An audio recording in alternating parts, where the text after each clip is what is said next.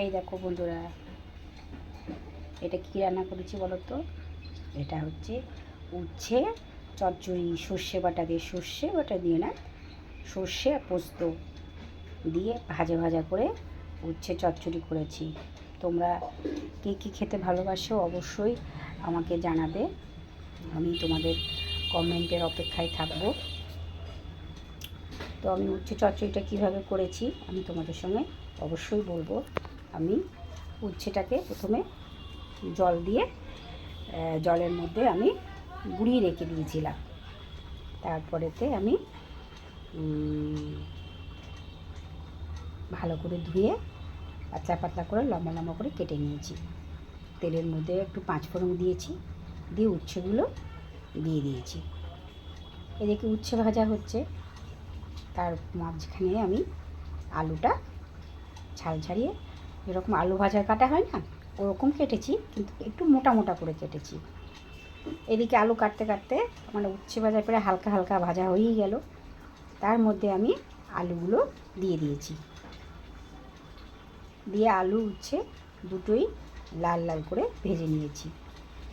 এদিকে আলু উচ্ছে ভাজা হচ্ছে, তার মাঝখানে আমি কী করেছি, সর্ষে আর পোস্ত বেটে নিয়েছি।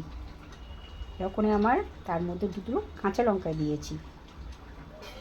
যখন দেখছি আমার পুরো উচ্ছেটা আলুটা লাল লাল হয়ে গেছে, আমি পেস্টটা এর মধ্যে দিয়ে দিয়েছি, দিয়ে নাড়াচাড়া করেছি, নুন দিয়েছি, হলুদ দিয়েছি, দিয়ে মিক্সিং জার বোলটা জল দিয়ে ধুয়ে ওর মধ্যে দিয়ে দিয়েছি, দিয়ে গ্যাসটা ফুল করে দিয়েছি।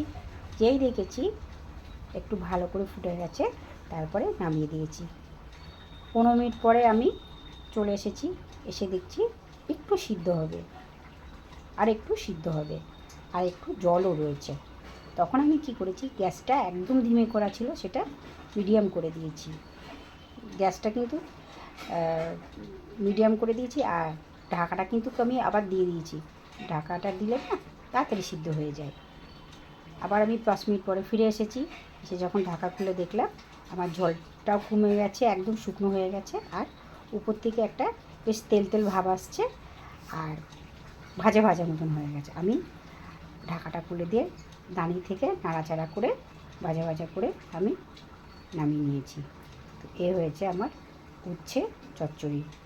তো তোমরা এরকমভাবে করে দেখবে, খুব ভালো লাগে।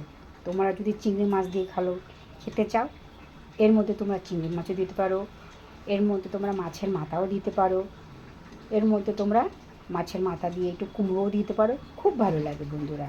তো টাটা, বাই বাই। আবার অন্য কোনো ভিডিও নিয়ে তোমাদের সামনে হাজির হবে। বাই, খুব ভালো থেকো তোমরা।